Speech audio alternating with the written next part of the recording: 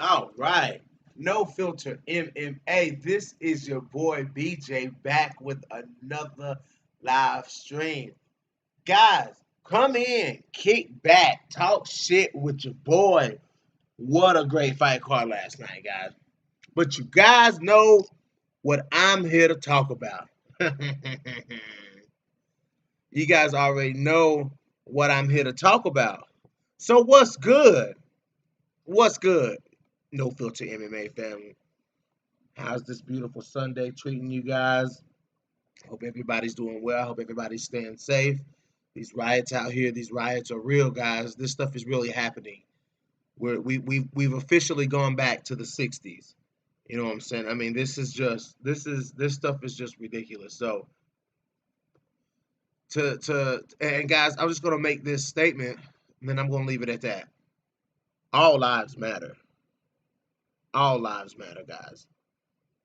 Every last one of them. So just think about that. It is what it is. But anyways, as a matter of fact, I'm gonna add that to. Well, no, I'm not gonna do that. I might cause some problems with that. But anyway, guys, what's cracking? What's cracking? Good night of fights last night. Good night of fights for WMMA last night, guys. So let's start this thing off. So the first fight that I want to talk about that happened last night, guys, was Tyron Woodley. I mean, Tyron Woodley straight up need to just I don't know, man. It's his fight style. I don't know. I don't want to say anything bad because he's one of my favorite fighters, but um I don't know, man. It's just like Tyron Woodley is just scared to pull the trigger. He's scared to pull the trigger, you know? He's just scared to pull the trigger. He's scared to engage with his opponents. At least that's what it seems like to me, y'all. I mean, at least that's what it seems like to me is that he's just not. I don't know. He's not. He's a shell of his former self. Maybe it's the age. Maybe it's the drive. The passion for it. It's just maybe it's just not there anymore. You just never know what's going through the minds of these fighters. You just never really know, man. You just never know. But I just don't know really what to say about his performance. I just there was to me, I'm not even a fighter, guys, but I've seen plenty of openings. But of course, what can I say? I'm not in there, so I can't judge too much on his performance.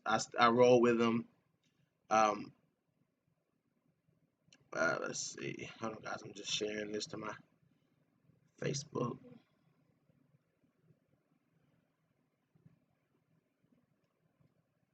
All right, here we go. So let's get to the meat, guys. We'll get back to the Tyron Woodley talk. We'll get back to that, but let's get to the meat of this card, guys. Um, hold on. I had to give me something to drink.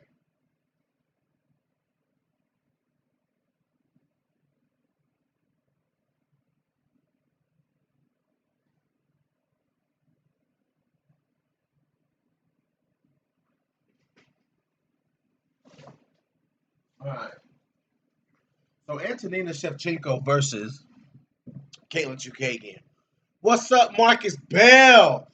Oh hell, Marcus Bell. Oh hell, Marcus Bell. Oh hell. Here we go. Marcus Bell, you see the graphics on the screen, cuz I ain't trying to hide nothing, bruh. You see the graphics on the screen. I don't have to hide nothing, man. It's right there in front of you. You see it. You see it. But anyway, Caitlin Chukagian went out there and put a blonde fighter ass whooping on Antonina Shevchenko. I mean, guys, it just is what it is. She put a blonde fighter ass whooping on Antonina Shevchenko. Guys, Antonina Shevchenko, I'm just gonna be honest with you guys. You know, I feel like Antonina is only here because of Valentina. If it wasn't for Valentina Shevchenko and the reputation that Valentina has built up in the UFC, in her long career in the UFC, you know, it's just like that's what pushed Antonina through the door. You know, she was on the Contender Series and whatever you call it, blase. She was on the Contender Series. She was there. She won. Um, but she hasn't the two biggest fights that she's been given, she's lost. I mean, you know, the fight with Roxanne Modafferi, she dropped the ball big time. And now, you know, a chance to put her into the top of the division against Caitlin Chukagian, she got her ass beat. And a lot of people saying, you know, thank you, Marcus Bell. You see that, don't you? Um, you know, Caitlin Chukagian she pulled a Holly Holm. She pulled a Holly Holm on Antonina Shevchenko. That's what she did. When Holly Holm fought Megan Anderson, she came out of nowhere with this ground game. And we've seen spurts of Caitlin Chukagian's ground game, but I mean, let's be honest. Caitlin Chukagian, I mean, she's good. She's good. She's average on the ground. Average at best on the ground. She ain't out here dominating girls, dominating good grapplers like, you know what I'm saying, some of the other girls in the division. You know, now if Chukagian was able to do that to somebody like Roxanne Modafferi, or was to do that against somebody like Lauren Murphy or Jillian Robertson, you know what I'm saying? Then you could be like, okay, Chukagian is good on the ground, but Antonina Shevchenko, nah, man, I just don't know what I think when I look at Antonina Shevchenko. You know what I'm saying? Antonina Shevchenko she's just not good. I mean, I don't ever want to say a fighter is not good. You know, that a fighter sucks or whatever. But when it comes to the ground game, it's like Antonina don't know. She don't know what to do on the ground. You know, and for Valentina and Antonina to be as accoladed as they are, and to be as highly traded as they are, if you guys got some green, roll that shit up because that's what I'm doing. Um, and it's work on it. Yeah, man. I mean, Caitlin Chukagian, to me, that was the first fight that really solidified Caitlin Chukagian at the top of that division.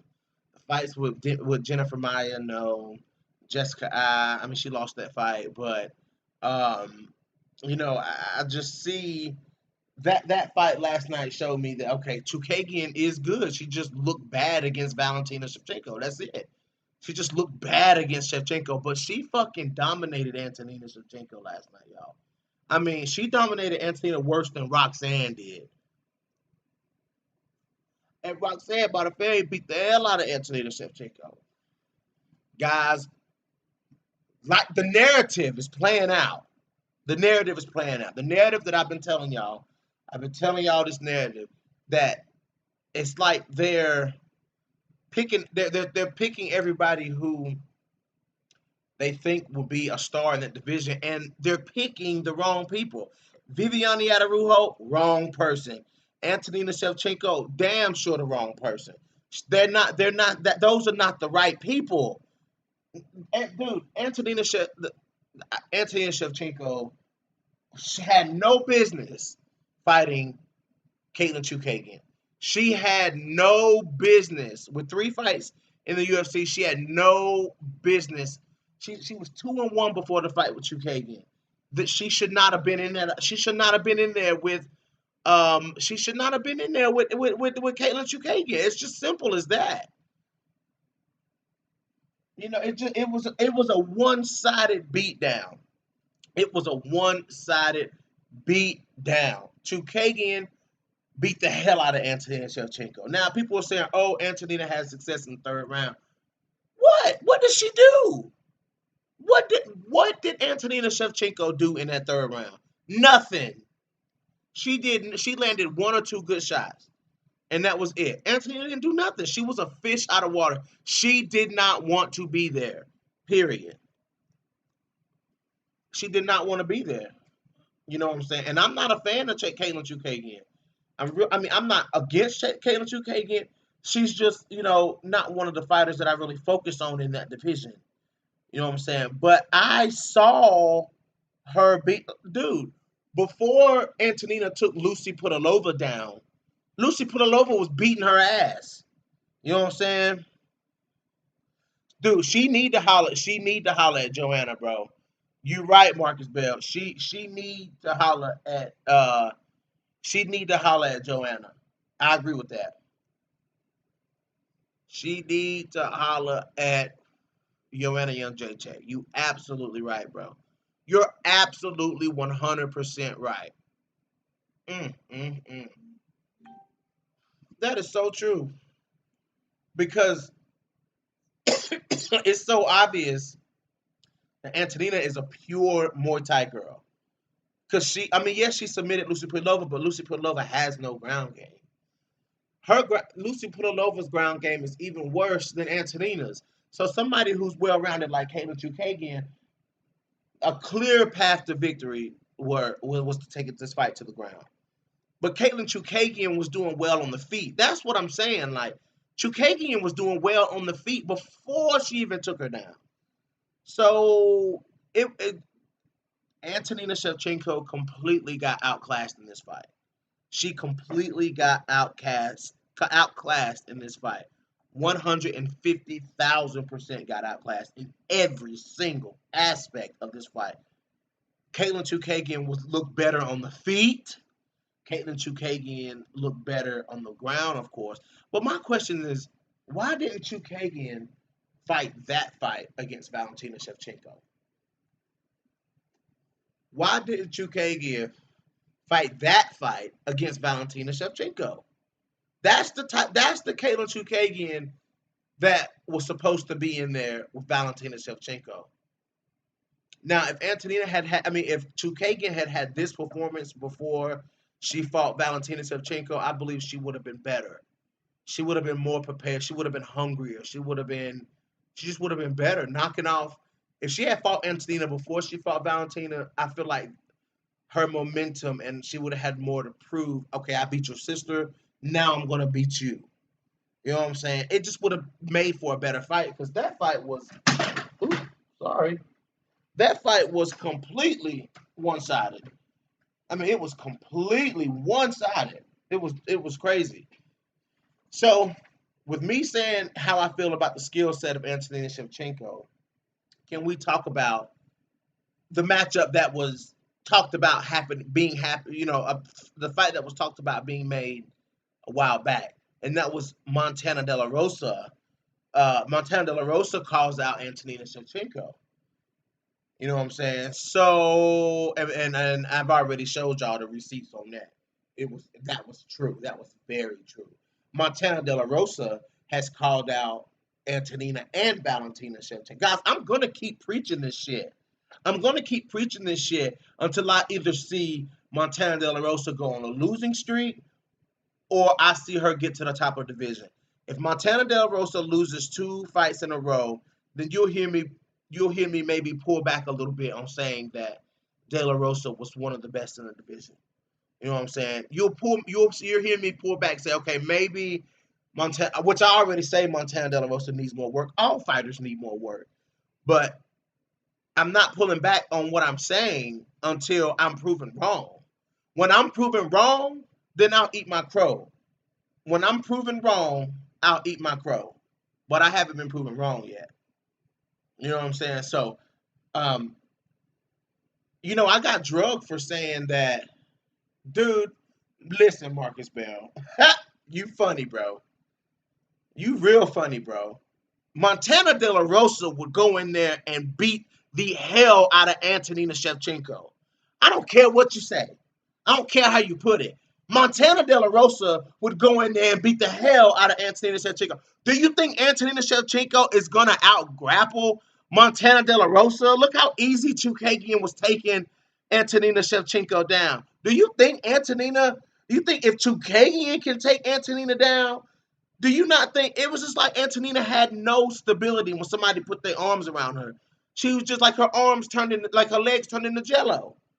And you think that somebody who does power drive, powerful takedowns like Montana De La Rosa, you know what I'm saying, driving all the way through with her takedowns like Montana De La Rosa, do you think that Montana De La Rosa could not get Antonina Shevchenko to the ground? Bruh.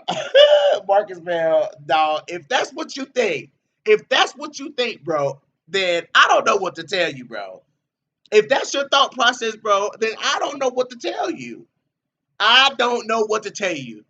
I'm sorry, dude. I'm sorry. If you're gonna honestly, with all of your, as much as I respect what you say, Marcus Bell, which I do, I respect a lot of guys that I contact, that I communicate with online, especially with this podcast. I respect your opinion because you are somebody else in this world watching the same exact thing that I'm watching, and you have been watching it for a long time. So I respect what you say. I'm gonna respect what you say, but I'm not gonna. That means I'm not gonna say what I got to say about it. And if you honestly think, let's be okay. Take 5 seconds, Marcus, but I'm gonna give you 5 seconds.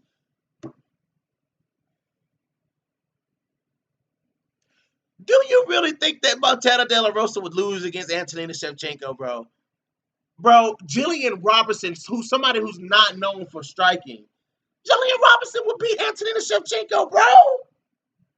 Dude, bro. Oh, you're killing me.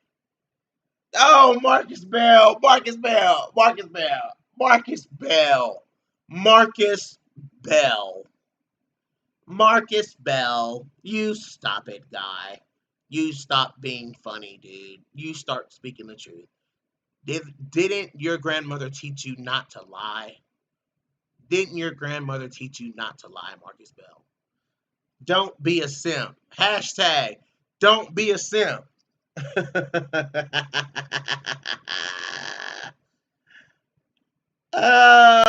What have you not seen from Montana De La Rosa? What have you not seen from Montana De La Rosa? Have you not seen a well-rounded game? Have you not seen a dominant wrestler? Have you not seen a solid striker? Is that not what you've seen? Have you not seen? I'm not saying she's a world-class striker because she's not. Montana has that unorthodox wrestler style of striking, like Misha Tate. You know what I'm saying? She has that like Khabib, that unorthodox wrestler, that very effective striking, not very technical, very effective striking. Bruh, please don't sit up here and say that you don't see anything from the number 11 ranked fighter. That means that they shouldn't be where they at. Dude, Antonina Shevchenko should not be in the rankings. She should not be in the. Give somebody else that number who deserves that number. Antonina Shevchenko is not the one who should be fighting these girls at the top of the division. It should be somebody else. It should be Lauren Murphy, which Lauren Murphy is fighting Roxanne Modafferi. It should be Roxanne Modafferi fighting these girls. It should be, you know, it should be. Let me look at these rankings. Hold on. Let me look at these rankings. I forget about these rankings. I forget exactly who is in the top. Um, in what order then. I know who's in the top. Um, UFC rankings. Let's see here. Let's see here. All right. Women's flyweight. Let's see. Joanne Calderwood fighting for the title. Katlyn Chookagian coming off of a win. Jennifer Maia does not belong there.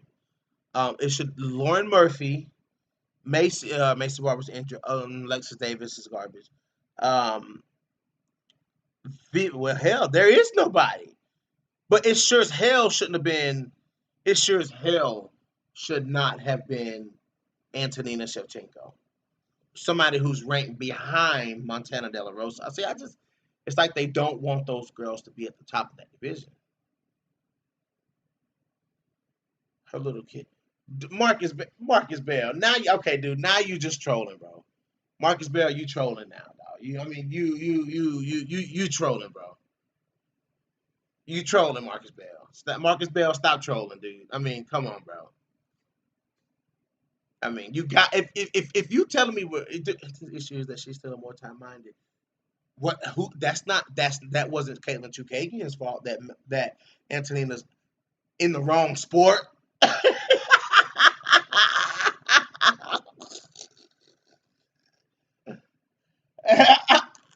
mean, it's not Chukagian's fault that she in the wrong sport. That Antonina in the wrong sport. It ain't Roxanne Modafferi's fault. Like it ain't Roxanne Modafferi's fault that Mason Barber tore ACL in the fight. She was still getting her ass beat. It wasn't Roxanne's fault that when she beat Antonina ass. I mean, dude, Roxanne Modafferi stopped that hype train real quick. You know what, man? Y'all can call. Hold on, guys.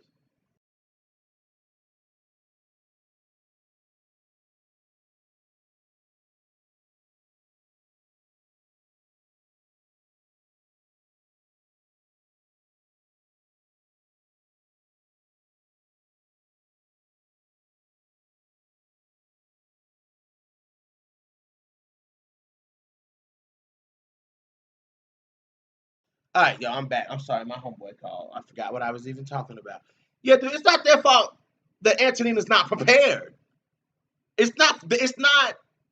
It's not their fault that Antonina's not prepared. She's not prepared to fight in MMA. She's just not.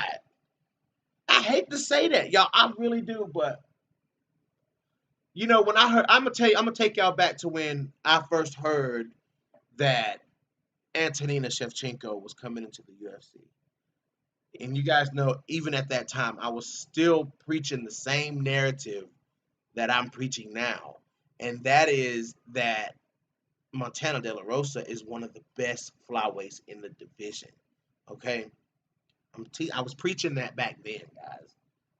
Montana De La Rosa. I mean, I just when they said Antonina coming into the UFC, then I seen her fight on the Contender Series. I was like, oh God, that spells bad news for my girls that are trying to rise up through the division. It spells bad news to all the other girls that are trying to, rise up through that division and make a name for themselves in that division. But what has she done? Like, what did Antonina Shevchenko do? Who did she beat in the UFC? Who did she beat? Young Kim, Lucy Pudilova. I still don't think Lucy Pudilova should be out of the UFC. I think she should have got one more fight. I think Pudilova should have got one more fight. You know what I'm saying? That sucks to see Pudilova go. Maybe Pudilova goes to Bellator and goes over there and fights at Lima Lay. You know what I'm saying? But you know what I'm saying? You guys got to be. I mean, Marcus Bear. There comes a point, man, where you got to start being realistic. See, the only thing that you can't really say that about me, though. You can't really say that about the people that I talk about. You can't tell me to be realistic. You can't say BJ be realistic. You know what I'm saying? Because I have more footing than what you're saying about Antonina Shevchenko, saying that Montana De La Rosa would not beat Antonina Shevchenko.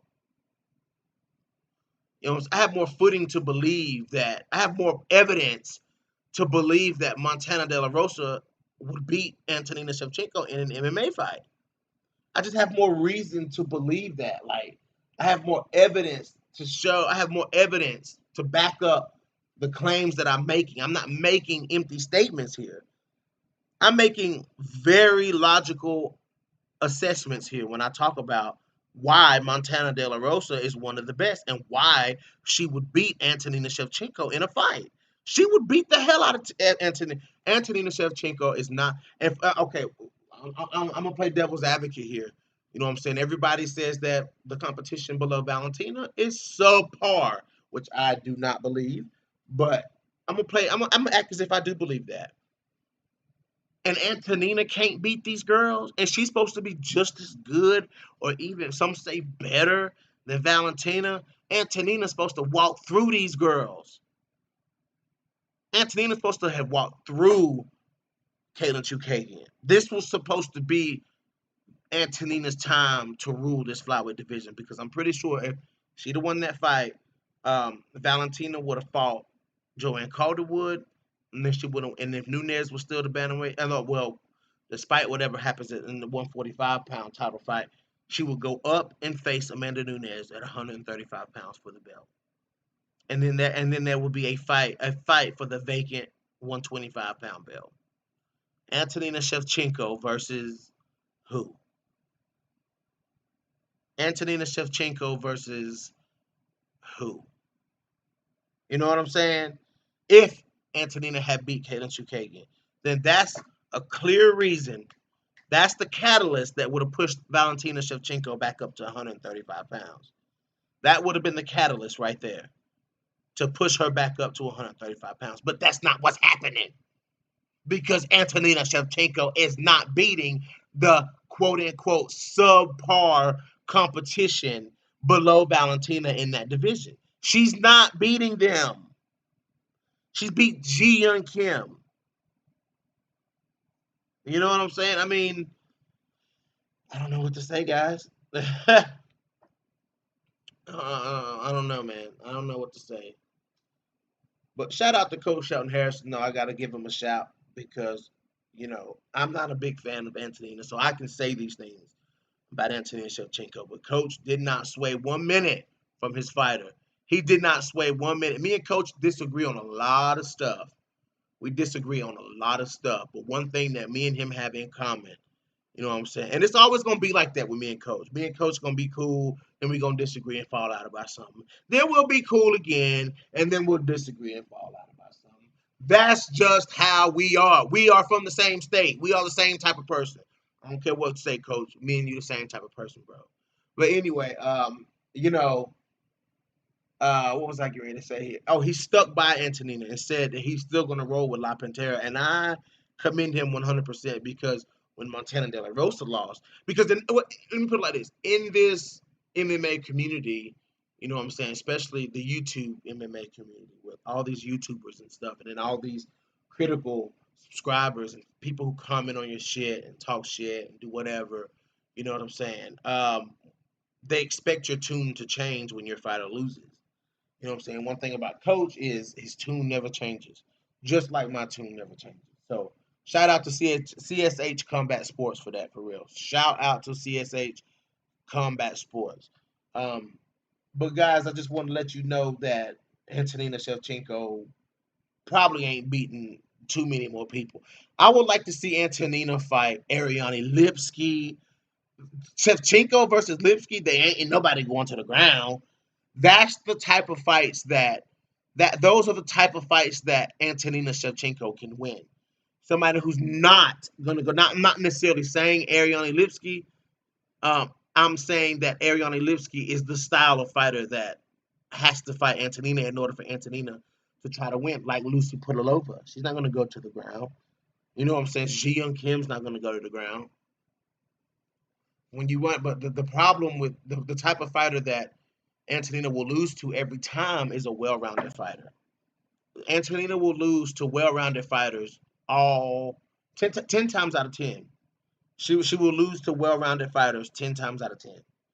I mean, let's look at the well-rounded fighters in the top. I mean, on this roster. Um,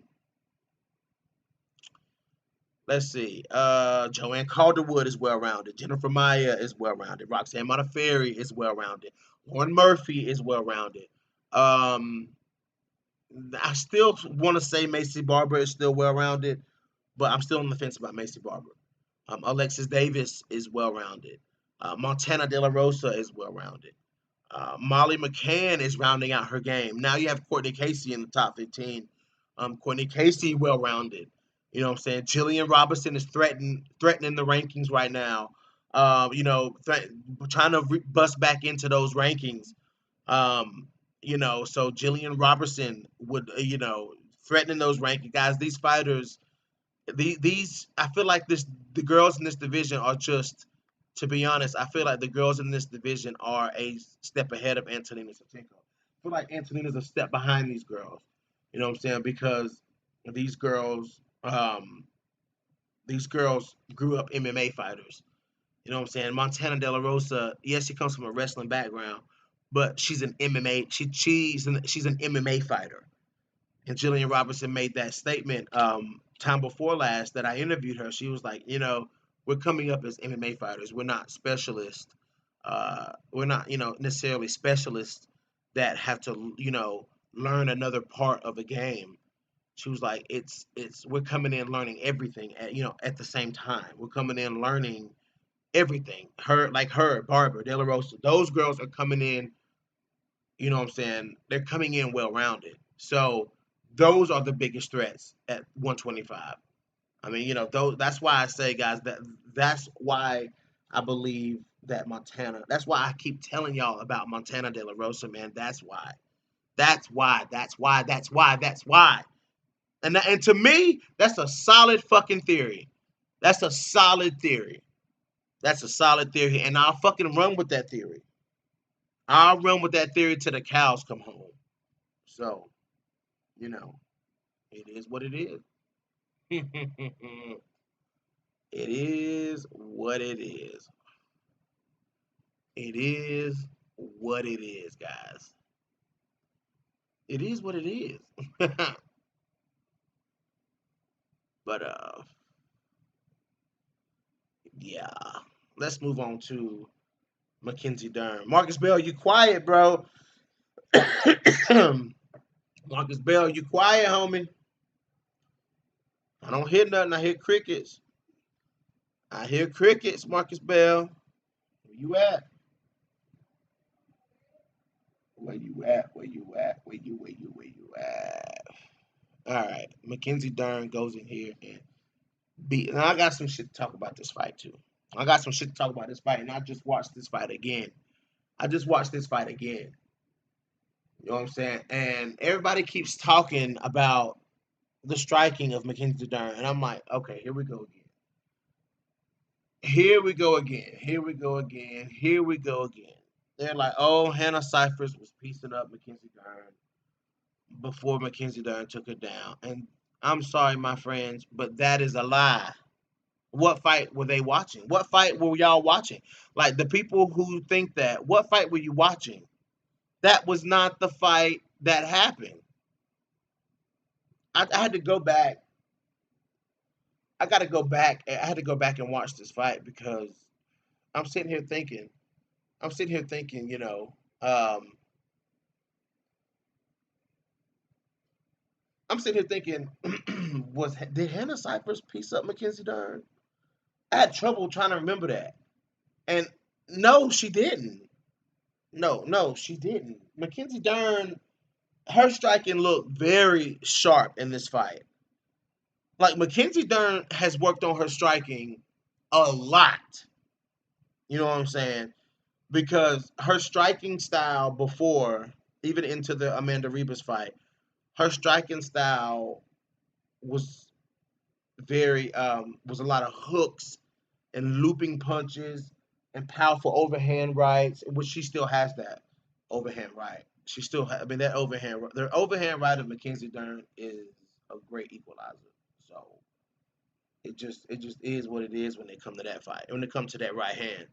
I feel like the issue with Amanda Ribas is just that Mackenzie Dern's body wasn't ready to fight. You know what I'm saying? It was quick after coming off of having a baby. Her body wasn't ready to fight. She mentally was ready to fight, but her body wasn't ready to fight. That's why she just like she was so uncoordinated in there. It was like because her body wasn't connecting with what her mind really wanted, how her mind really wanted her body to perform. She was halfway there. You know what I'm saying? She needed a couple extra months to put on some more muscle, and that's exactly what Mackenzie Dern did. Made weight with ease and put on a fantastic performance. You know what I'm saying? Mackenzie Dern is back to being a threat, guys. You know what I'm saying? I'm sorry. Mackenzie Dern is back to being a threat. She's a threat at 115 pounds now. You know what I'm saying? She's a threat to anybody. You know what I'm saying? I mean, she throwing Mackenzie Dern throwing punches down the pipe. That to me was the most impressive thing about this fight. Now she did get out muscled a little bit in the clinch, trying to jockey in for position. Hannah Cyphers is a little bull. I think they referred to Hannah Cyphers as a honey badger. Michael Bisping called Hannah Cyphers last night a fucking honey badger. And he said, look at her. She looks like a honey badger in there. She was going for it. She was going for it. She was fighting Mackenzie Dern. I mean, she was fighting Mackenzie Dern last night. And she was jockeying for positions, out muscling Mackenzie Dern. Spun Mackenzie Dern around one time. I thought she was gonna put Mackenzie Dern down. But I mean, Mackenzie Dern throwing punches down the pipe, landed that big right hand. And she's throwing that right hand. She throws it. When she threw it against Amanda Bobby Cooper, it was just. I mean, she ducked and just swung it, and it was just perfect. But now she's throwing it like a hook almost, and she clipped Hannah Cyphers up right before that takedown she got. She clipped Hannah Cyphers up, and I believe that is what stung Hannah Cyphers. That was the beginning of the end of the fight. But I'm gonna tell y'all who Hannah Cyphers reminds me of. Her fight style and like her body type and stuff like that. Hannah Cyphers is like a small JJ Aldridge. Just game as fuck. Game as fuck. You know what I'm saying? Just game as fuck. Fuck. And hits hard and is technically good. You know what I'm saying? Just comes out on the wrong end of fights sometimes. You know what I'm saying? She comes out of fights. Um, she comes out of the wrong end of fights, man. Like she was winning the fight with Macy Barber, and then she got clipped.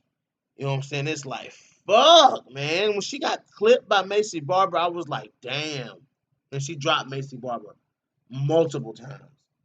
You know what I'm saying? Like she dropped Macy Barber multiple times in that fight. So Hannah Cyphers, she'll do good. You know what I'm saying? She'll keep going. She'll get better. But Mackenzie Dern was just a much better Mackenzie Dern tonight. This was the best Mackenzie Dern I think we've seen. I think another good Mackenzie Dern was the Ashley Yoder fight. So faux show, faux show. I love it, guys. It was a great night of fights. Great night of women's MMA. But let's make this Montana De La Rosa versus um, Antonina Shevchenko. I feel like Montana needs a big win like that, like a name, Shevchenko. Even though it's not Valentina, it's still a Shevchenko. You know what I'm saying? It's not Valentina, it's a Shevchenko. I think that would put Montana. See, with Antonina being ranked so low and fighting Chookagian, who was number one, Chookagian was supposed to beat. On paper, Chookagian was supposed to beat Antonina Shevchenko. She was supposed to beat Antonina Shevchenko. You know what I'm saying? She did beat Antonina Shevchenko very decisively. You know what I'm saying? But no, the MMA community doesn't take Montana De La Rosa very seriously as a fighter. I know I do. I know I do. I take Montana De La Rosa very seriously as a fighter. You know, so I feel like if she was to get a win over Antonina Shevchenko, that could really make a lot of noise for Montana De La Rosa. Move her up the rankings, please. It's like they're keeping her at number 11 to they're keeping her at number 11 to uh in hopes that she'll get knocked off. In hopes that because she's been in the rankings, she's been number 11 for longer than she was number 11 back before Jillian Robinson was in the rankings for that short period of time. Jillian Robinson got into the rankings when she beat Sarah Froda, she jumped right into the rankings, and she was number 15. And Montana De La Rosa's been in the rankings since way before that, but she's still only at number 11. So it's like they're kind of hanging her down there at the bottom. And okay, if she loses, she's on thin ice. Somebody like Courtney Casey, I feel would be more firm at the bottom of the division. You know what I'm saying? Alexis Davis's number would stand firm if she lost a couple of fights.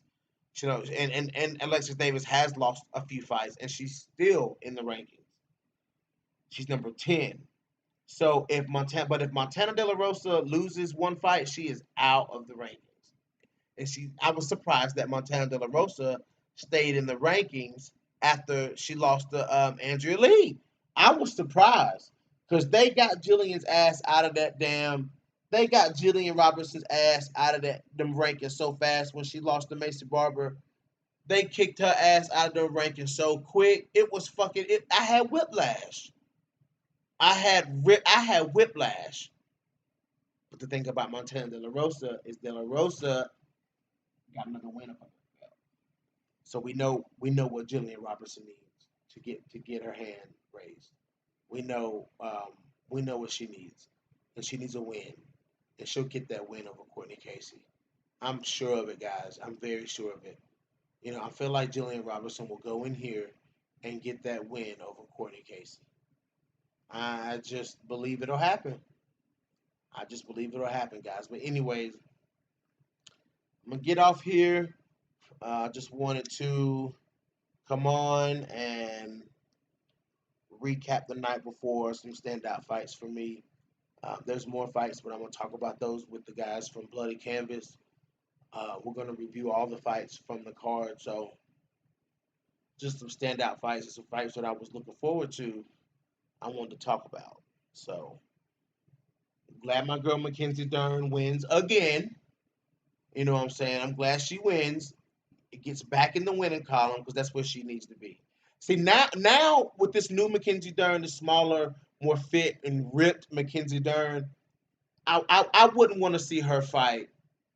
I wouldn't want to see her fight Macy Barber now. Now, back when Mackenzie Dern was bigger and thicker, and used to bully girls all over the octagon, that Mackenzie Dern versus Macy Barber, I would love to see that. But this Mackenzie Dern will be severely outsized by Macy Barber.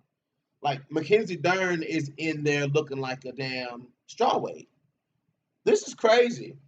Mackenzie Dern in there looking like a strawweight.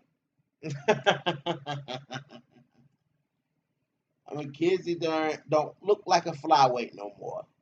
She don't look like a flyweight no more. This is Mackenzie Dern 2.0.